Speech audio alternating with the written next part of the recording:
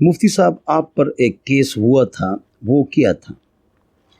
میں نے 8 منٹ سے زائد ایک بیان دیا تھا جس سے 35 سیکنڈ کسی نے کاٹ لیا، اللہ ان کو ہدایت دے دے، اور اس کے اوپر نعوذ باللہ من ذالک انہوں نے خود لکھائی کی کہ صحابہ کرام رضی اللہ عنہم اجمعین یہ کرتے تھے، وہ میں نہیں بولتا ہوں، خود لکھا۔ اس کلپ جو 35 سیکنڈ کا تھا کاٹ کوٹ کے 8 منٹ سے، تو اس میں جب اس کو آپ آن بھی کرتے تھے تو وہ یہاں سے شروع ہوتا تھا، وہ کٹا ہوا کہ صحابہ پاک تھے، وہ پاک زمانہ تھا، وہ محفوظ عن الخطا تھے، یہاں سے وہ شروع ہوتا تھا۔ اور بخاری شریف جلد نمبر 2 صفحہ نمبر 1009، اس میں حضرت عمر رضی اللہ عنہ فرماتے ہیں رجم النبی صلی اللہ علیہ وسلم ورجمنا بعدہ، ہم نے بھی رجم کیا ہے، کیوں؟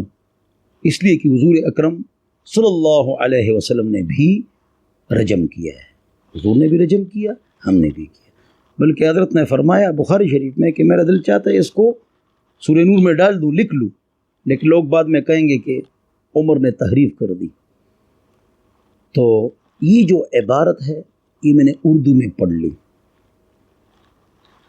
تو اس سے بعض لوگوں کو غلط فہمی ہوئی اور بعض لوگوں نے اس کو ہوا بنا دیا، اور آج سے تقریباً 20-25 سال پہلے صحابہ کرام رضی اللہ عنہم اجمعین پر جو اشکالات تھے اس کے جوابات میں نے انگلش اور اردو کتاب میں دی ہیں، اور کتابیں چھپ چکی ہے 35 ہزار ایک کتاب چھپ، ایک کتاب 12 لاکھ نکل گئی ہے، اور ان کی شان پر میرے فارسی میں بھی مناظرہ ہوا ہے مدینہ منورہ میں ایرانی مجتہد کے ساتھ۔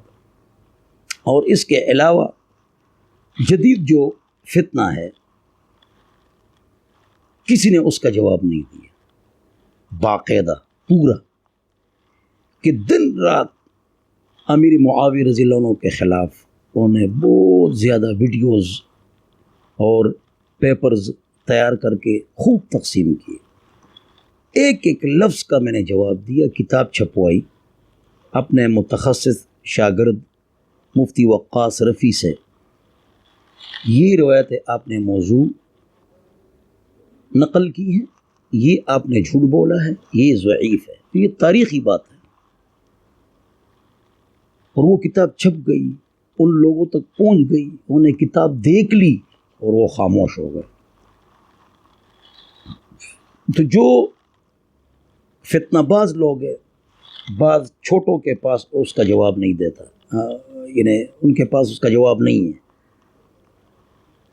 اور میں اس کا جواب دوں گا۔ جس طرح 40 سال سے نماز نبوی چھپ رہی تھی، کسی نے جواب نہیں لکھا، میں نے جواب لکھ لی بہت اچھے طریقے سے، دلیل کی طاقت گالی اور گولی سے زیادہ ہے، اور دلیل کی طاقت گالی اور گولی سے زیادہ ہے، تو میں نے اس انداز سے دلائل سے ریفرنسز سے بھرپور کتاب لکھ لی، اور چھپ گئی اور ختم ہو گئی 1300-1100 الحمدللہ۔ تو میں مناظرے کروں، میں کتابیں لکھوں، اور غیر لوگ الٹا اسی چیز پر میرے خلاف کیس بنائیں، اور کیس ایف آئی آر میں مدعی ہوتا ہے، اور اس کیس میں کوئی ایف آئی آر میں مدعی نہیں تھا، کون جو دعویٰ کرے وہی مدعی ہوگا نا، تو پولیس والا لڑکا ہے، اس کے چچزاد بھائی نے میرے پاس مفتی کورس کیا ہے، وہ بھی دستخط نہیں کر رہا تو زبردستی ان سے دستخط دلوائی گئی، عمران عاطف بیچارہ۔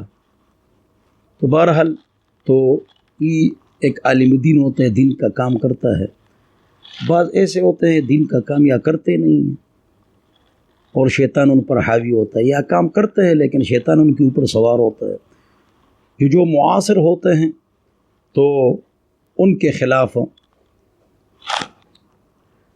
وہ قدر لیں جو معاصر ہوتے ہیں تو وہ یہ قدرتی چیز ہے، انسان ہے، ہم بھی وہ بھی، تو وہ پھر مخالفت کر لیتے ہیں اور مخالفت پر اتر جاتے ہیں، صرف اس آدمی کی عزت کیوں ہے، قدر کیوں ہے۔ تو بہرحال ایک مصیبت تھی جو سر سے گزر گئی، لیکن ہمارے پشتوں میں ایک مثال ہے، کبھی کبھی غموں کی بارش ہونی چاہیے جس میں دوست اور دشمنوں کا پتہ چل جاتا ہے۔ اغسا الفاظ دی بھی کل کل دا غمون و باران خی۔ تو بہرحال اللہ ہم سب کو سمجھ عطا فرمائے، عقل عطا فرمائے، اور اللہ تعالی ہم سب کو صحابہ کے نقش قدم پر چلنے کی توفیق نصیب فرمائے۔ ایک پروگرام ہوا لاہور میں، وحدت امت، تو اس پر میرا بیان ہوا کہ آپ کے ساتھ ہم اتحاد نہیں کر سکتے ہیں، اس بات کے لیے میں آپ لوگوں کے پاس آیا ہوں۔ کیوں آپ اگر ابوبکر، عمر، عثمان اور عائشہ رضی اللہ عنہم اجمعین ان کو برا بلا کہیں تو آپ کس اتحاد کے داعی ہیں؟ پھر میں رویا بھی، قدرتی رونا آیا۔ تو آپ کیسے جنا اتحاد کے داعی ہیں؟ کس طرح آپ یہ دعویٰ کرتے ہیں؟ بخیر قدر آنے لگا کہ آپ کیا ہیں؟ اتحاد کے داعی ہیں۔ ان کو آپ تو برا بلا کہتے ہیں۔ اگر میں یہ بات میں نہ کہتا تو میں نہ آتا۔ ہر سال ہوتا ہے، ہر بیان ان کے ویب سائٹ پر موجود ہے، میرا یہ بیان نہیں ہے۔ کیوں نہیں ہے؟ آپ کے ساتھ کوئی اتحاد نہیں ہے۔ آپ جو کرتے ہیں اس کو ٹھیک، لڑائی تو اس وجہ سے ہوتی ہے کہ ہم اہل بیت کی عزت کرتے ہیں، 12 اماموں کی عزت کرتے ہیں۔ آپ ابوبکر، عمر، عثمان، عائشہ کی عزت کریں رضی اللہ عنہم اجمعین، لڑائی ختم۔ بس ہر ایک اتحاد پر بیان کرتا ہے، اتحاد ہونا چاہیے، اتحاد ہونا چاہیے، اور عملاً تو پھر ابوبکر، عمر، عثمان، عائشہ کی قدر کرے، صحابہ کی قدر کرے تو کوئی اختلاف نہیں ہو۔ اللہ ہم سب کو سمجھ عطا فرمائے، عقل عطا فرمائے۔ لیکن میں نے، جنہوں نے میرے خلاف کیس کیا تھا اور جنہوں نے اس کو بڑھکایا تھا، سب کو میں جانتا ہوں، اور میں نے سب کو اللہ کی رضا کے لیے معاف کر دیا ہے۔ ہم کدھر جائیں، جس کے پاس جاتے ہیں بریلوی، دیوبندی، جماعت اسلامی، شیعہ، وہ کہتے ہیں ہم ٹھیک ہے، تو ہم کس کے پیچھے جائیں؟ کس کی بات مانیں؟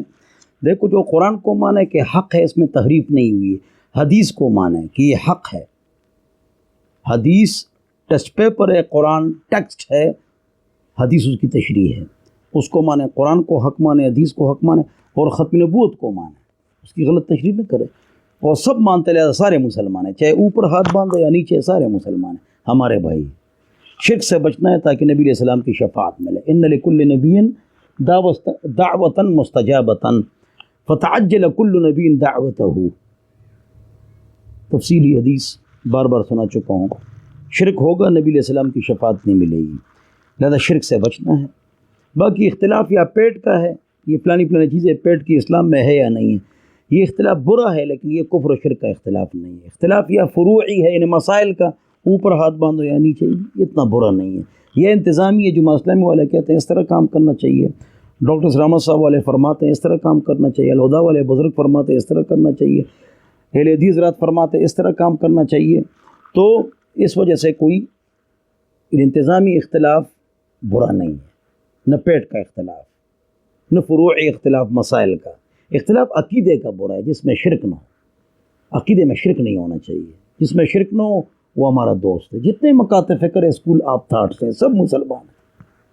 امت کو جوڑنا ہے، توڑنا نہیں ہے۔ ہم رب کے ہیں، رب ہمارے ہیں، ہم سب کے ہیں، سب ہمارے ہیں۔ ٹھیک ہے نا جی؟ باقی اس کے علاوہ جو ہیں وہ کم سے لگا، اس کے جو علاوہ ہیں جنہوں وہ کیا ہے تو ادھر گرا شما سے، اس کے جو علاوہ ہیں تو وہ خطرناک ہے، جو قرآن کے تحریف کے قائل ہیں، یا حدیث کے انکاری ہیں، یا ختم نبوت کی غلط تشریح کرتے ہیں، ذلی وغیرہ، وہ برباد ہیں۔ اللہ ہم سب کو جوڑ عطا فرمائے۔ نصارہ نے کس نبی کی قبر بنائی تھی، اور نصارہ میں کتنے نبی مبعوث ہوئے؟ یہ نصارہ عیسائی ہیں اور یہود نصارہ یہ بنی اسرائیل میں سے ہیں، یعنی یعقوب علیہ السلام کی اولاد میں سے ہیں، اور 1,24,000 صحابہ ہیں، 1,24,000 کم و بیش انبیاء کرام ہیں، رسل ہیں۔ تو آپ دیکھیں گے کہ 1,00,000 انبیاء کرام کی قبریں کہاں ہیں؟ نہیں معلوم۔ اسی طرح جہاں ہم طواف کرتے ہیں وہاں پر بھی انبیاء کرام کی قبریں تھیں، کہاں ہیں؟ اس لیے شریعت میں قبروں کو پالنا یہ بھی نہیں ہے۔ چنانچہ آپ دیکھتے ہیں کہ تمام انبیاء کرام اور رسل کا تذکرہ بھی یہ قرآن میں نہیں ہے۔ 30 سے کم رسل انبیاء کا تذکرہ موجود ہے۔ تو قبروں کے لیے، قبروں کی طرف، قبرستان کی زیارت، قبروں کی زیارت کا مقصد بھی یہی ہے کہ ہم کو دنیا کی بے ثباتی نظر آئے اور ہم نے یہاں آنا ہے اور ہم نے بھی مرنا ہے اور ہم تیاری کریں اور آخرت یاد آ جائے۔ كنت نهيتكم عن زيارة القبور ألا فزوروها فإنها تذكر الآخرة۔ قبروں کو پالنا، ہمارے جو دادا صاحب تھے ان کے دادا کی قبر کہاں ہے؟ ہمارے جو نانا تھے ان کے نانا کی قبر کہاں ہے؟ کسی کو معلوم ہے؟ بعض اوقات اس جملے پر لوگوں کو غصہ آ جاتا ہے کہ قبروں کو نہیں پالنا چاہیے۔ اللہ کے بندے، آپ بھی تو نہیں پالتے ہیں۔ ہمارے نانا کے نانا کی قبر کہاں ہے؟ ہمارے دادا کے دادا کی قبر کہاں ہے؟ کسی کو معلوم نہیں، تو آپ بھی نہیں پالتے ہیں۔ 1,00,000 انبیاء کی قبریں اور معلوم نہیں۔ چنانچہ محمد پاک صلی اللہ علیہ وسلم کا جب انتقال ہوا، وفات ہو گئی، تو یہی سہیل رضی اللہ عنہ، حضرت ابوبکر رضی اللہ عنہ نے یہی تقریر فرمائی نا کہ من کان یعبد محمدا فإن محمدا قد مات۔ جو نبی کی عبادت کرتا تھا تو ان کی وفات ہو گئی۔ ومن کان یعبد اللہ، جو اللہ کی عبادت کرتا تھا تو وہ فإن اللہ حی لا یموت، حی انفانی ہے، یعنی فانی نہ ہونے والی ذات ہے اور نہ مرنے والی ذات ہے۔ لہذا اللہ کی عبادت کرو، اعبدوا ربکم واکرموا اخاکم، اپنے بھائی، آپ کے بھائی یعنی محمد مصطفیٰ صلی اللہ علیہ وسلم، ان کی قدر کرو، لیکن عبادت اللہ کی کرو۔ حضور نے فرمایا کہ عبادت میری نہیں، اللہ کی کرو، میرا اکرام کرو، عزت کرو، تعظیم کرو، محبت کرو، اور تعظیم، عزت، محبت یہ کہ حضور کی سنت پر چلو۔ تو قبریں ان کی ہیں، بہت سارے انبیاء بنی اسرائیل کی قبریں ہیں، لیکن قبر کا مقصد کیا ہے وہ میں نے آپ کو بتا دیا، اور ہم نے اسے کیا بنا دیا وہ بھی جنا میں نے آپ حضرات کے سامنے عرض کر لیا۔ اللہ ہم سب کو سمجھ عطا فرمائے۔ یہ داڑھی بالوں کو کلر دینا، ڈارک براؤن، تو ڈارک براؤن کلر آپ دیں گے تو یہ بھی کالے کے حکم میں ہے، لہذا من تو 40 سال کے بعد، بلکہ کلر نہ دو تو بہتر ہے۔ جب داڑھی میں سفید بال آ جائیں گے تو اس سے نظروں کی حفاظت ہوتی ہے، اور آدمی خود بھی ایک ڈھال ہے، داڑھی، پگڑی، ٹوپی، سنت کا ایک لباس، یہ ایک ڈھال ہے کہ آدمی گناہ سے بچے، گناہ سے بچے۔ تو کلر نہ دو، اگر دو تو براؤن دے دو، ٹھیک ہے، صحابہ نے بھی دی ہے۔ مسلم شریف جلد نمبر 2 امام نووی رحمۃ اللہ نے باب باندھا، اس میں کثیر صحابہ کے حوالے ہیں کہ وہ کلر دیتے تھے اور بعض نہیں دیتے تھے، تو سب کی اجازت ہے، لیکن موجودہ دور میں کلر نہ دینا زیادہ بہتر ہے۔ جس کی زیادہ بیویاں ہوں اس کا ایک الگ مسئلہ ہے، امام ابو یوسف رحمۃ اللہ نے لکھا ہے، ابن حجر العسقلانی رحمۃ القاری نے اس حدیث کے تحت لکھا ہے کہ غیروا هذا الشیب بشیء واجتنبوا السواد، اس میں لکھا ہے کہ ومن فی وجهه شمط، اس کا چہرہ وہ جو ہے بوڑھوں کی طرح ہو پھر وہ کلر لگائے، تو انہوں نے کہا یہ ممنوع ہے۔ اور بعض جدید علماء کرام فرماتے ہیں کہ 40 سال کے بعد کالا مت کرو، 40 سال سے پہلے یہ عیب نہیں ہے، 40 سال کے بعد عیب کو چھپانا ہے، تو یہ دھوکے میں شامل ہے، لہذا ممنوع ہے۔ ابو داؤد کی سخت حدیث پر موجود ہے، اللہ ہماری حفاظت فرمائے۔ تو بہرحال وہ کلر جو کالا ہو یا کالا ہی نظر آئے تو وہ منع ہے. موبائل میں جو لون منگواتے ہیں اس کا جواب یہ ہے کہ یہ جائز ہے. اس نے آپ پر فریکوینسی بھیج دی اور فریکوینسی آگے آپ نے استعمال کر لی, خرید لی, پیسوں کے بدلے زیادہ پیسے انہوں نے کاٹے, ایسا مت سمجھو. فریکوینسی آپ نے خرید. یہاں پر یہ بھی آپ نوٹ فرما لیں, بلکہ حکمرانوں کو چاہیے کہ وہ بیمہ پالیسی کو شریعت کے مطابق کرے, بینکنگ کو شریعت کے مطابق کرے, اور اس طرح جو ہے نا آفیسز مختلف جو ہیں, یہ mobile link, Jazz, Ufone, Zoom, یہ حضرات بھی علماء کرام کو بٹھائیں تمام مکاتب فکر, اسکول آف تھاٹس, اور ان کے ذریعے سے ہر معاملے کو شریعت کے اندر دیکھ کے وہ یہ سسٹم چلائے. اللہ ہم سب کو سمجھ عطا فرمائے, اس کا خیال کرنا چاہیے. مفتی صاحب میں اس ملک سے بھاگنا چاہتا ہوں, یہاں کام اور سسٹم صحیح نہیں. پاکستان پوری دنیا میں مالدار ترین ملک ہے, تمام دنیا. جو لوگ اس کے علاوہ بات کریں گے وہ غلط ہے. جتنا اس ملک کو لوٹا گیا, جس نے لوٹا ہے سب کو پتہ ہے. بات سے ڈرتے ہیں, ہم بول نہیں سکتے ہیں, بعض لوگوں سے نہیں ڈرتے, لیکن ضرورت کی ہے کہ بولے. یہ ہمارے جتنے حکمران رہے ہیں شروع سے لے کر آج تک, ان کو امریکہ اور جاپان پر بٹھاؤ, امریکہ جاپان بیٹھ جائے گا, پاکستان پھر بھی کھڑا.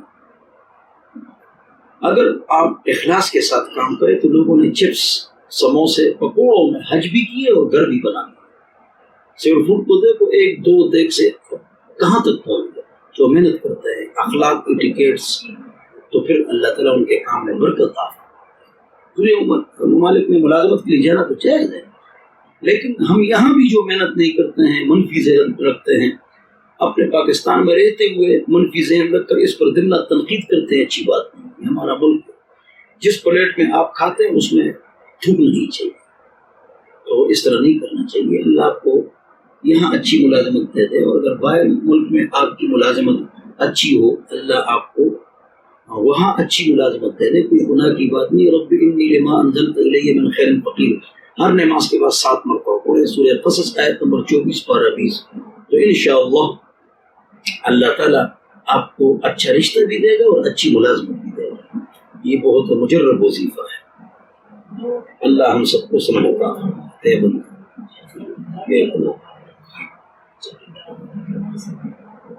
اچھا مفتی صاحب, یہ بچہ دودھ پی رہے, کب چھڑوا لیں؟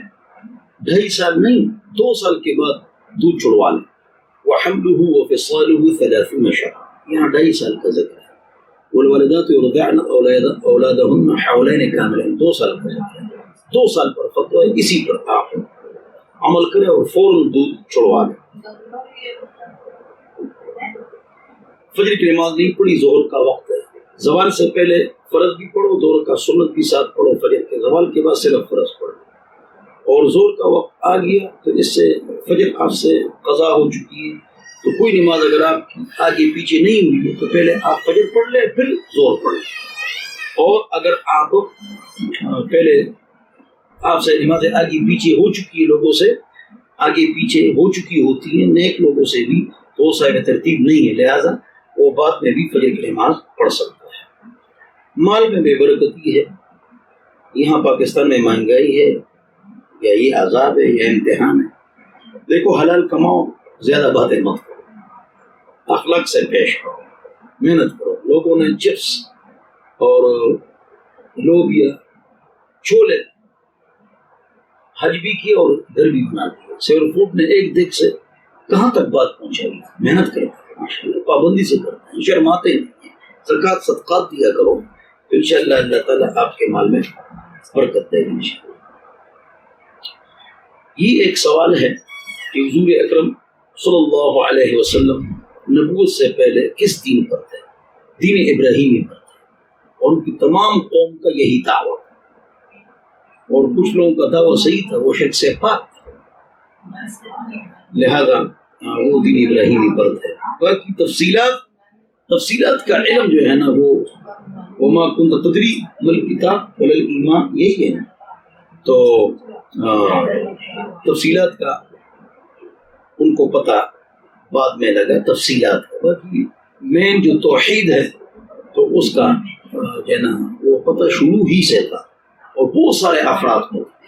حضور اکرم صلی اللہ علیہ وسلم سے پہلے کا ایک شاعر تھا، وہ یہی شعر کہتا تھا: لا کل شیء ما خلا اللہ باطل وکل نعیم لا محالۃ زائل وكل ابن انثى لو تطاول عمره الا غایت القصوى للقبر.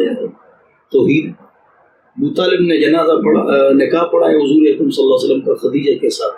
وہ خطبہ نور الیقین میں آپ دیکھیں عربی، حضور کی سیرت صلی اللہ علیہ وسلم بلیغ. حضور کچھ عبادت فرما رہے تھے، ابو طالب گزرے اور کہا کہ یہ ابراہیم علیہ السلام اس طرح کرتے، وہ دین ابراہیمی پر تھے. اللہ ہم سب کو سمجھ عطا. اگر مسجد کی گھڑی پر نظر پڑ گئی یا کسی اور چیز پر، اس سے نماز نہیں ٹوٹتی، اس سے نماز نہیں ٹوٹتی. قرآن ہے اور اس سے آپ پڑھ رہے ہیں اور قرآن سامنے ٹیکسٹ پر ہے تو نماز ٹوٹنے کا خطرہ ہے اور نماز ٹوٹ جاتی ہے. تو اس کے علاوہ نظر آگے پیچھے چلی جاتی ہے ہر انسان کی، لہذا اس پر پکڑ نہیں، سختی مت کرو. ایچ بی ایل بینک میں میرا سود آ چکا ہے. سود مت چھوڑو، آفیسر کھا جاتا ہے، وہ لے لو، غریب کو دے دو. بہن بھائی چچا ماموں کزن سسر ساس بہو داماد کو کھا لو، ان کو زکوٰۃ بھی دے سکتے ہو اور سود کے پیسے بھی بغیر نیت ثواب کے دے سکتے ہو. لیکن وہاں سے پیسے نکالو اور اسلامی بینک میں ڈالو یا اس پر کوئی کاروبار کرو. خواب میں بیل دیکھنا، فجر کی اذان سے پہلے، ظہر کی اذان سے پہلے، جمعے کی نماز کے بعد خواب سچا ہوتا ہے. بارش نہ ہو، بادل نہ ہو، طوفان نہ ہو.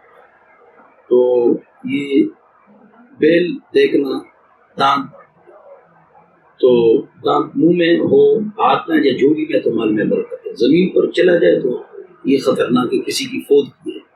اور بیل خوش و خرم ہے تو یہ مال میں برکت ہے. اور آپ کے پیچھے بھاگ رہے ہیں، آپ کو تنگ کر رہے ہیں تو مال میں بے برکتی ہے. خانقاہوں پر نظر پڑتے ہی کیا دعا کرنی چاہیے؟ یہ دعا کرنی چاہیے: یا اللہ مجھے مستجاب الدعوات بنا، میری ساری دعاؤں کو قبول فرما. اور دعا ضرور قبول ہوتی ہے فرض نماز کے بعد، لیکن 3 طریقوں سے بخاری شریف ہے. یا وہ حاجت پوری ہو جاتی ہے، مصیبت آ رہی ہے وہ ختم ہو جاتی ہے، اور یا وہ آپ کے لیے آخرت میں ذخیرہ بن جاتا ہے، تو دعا قبول ہوتی ہے. آپ نے فرمایا تھا کہ مغرب تا عشاء لائیو پروگرام کریں گے، انشاءاللہ شروع کریں گے. کوشش کرتے ہیں کہ اتوار اور پیر کو شروع کریں گے.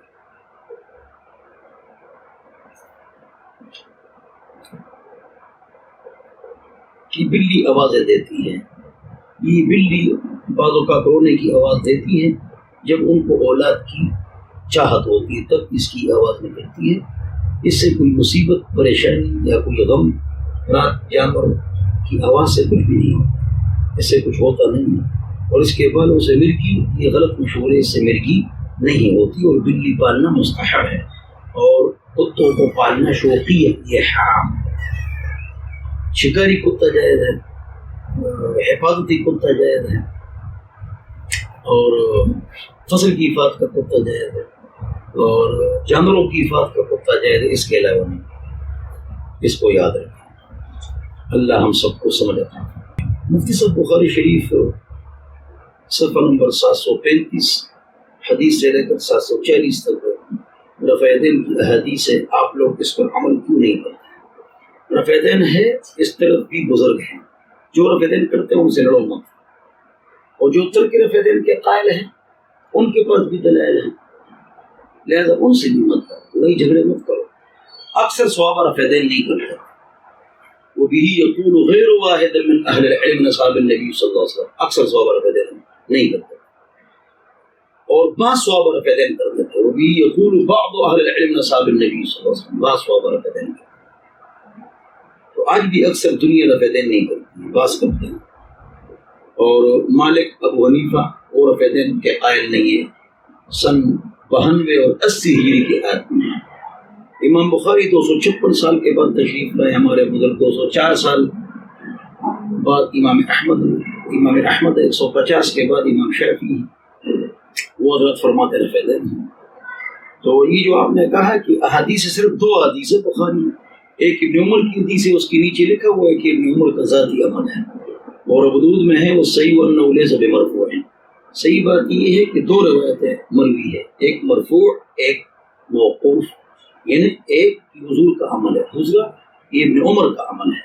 امام ابو داؤد فرماتے ہیں کہ وہ صحیح روایت ہے کہ یہ ابن عمر کا ذاتی عمل تھا، یہ زیادہ مضبوط بات ہے۔ بہرحال اور ابن عمر کے شاگرد ان کے ساتھ 10 سال رہے، فما رأيته يرفع يده، ابن عمر کے ساتھ 10 سال رہا، میں نے ابن عمر کو رفع دین کرتے نہیں دیکھا۔ المصنف او ابن ابی شیبہ کی کتاب ہے، امام بخاری کا اشکال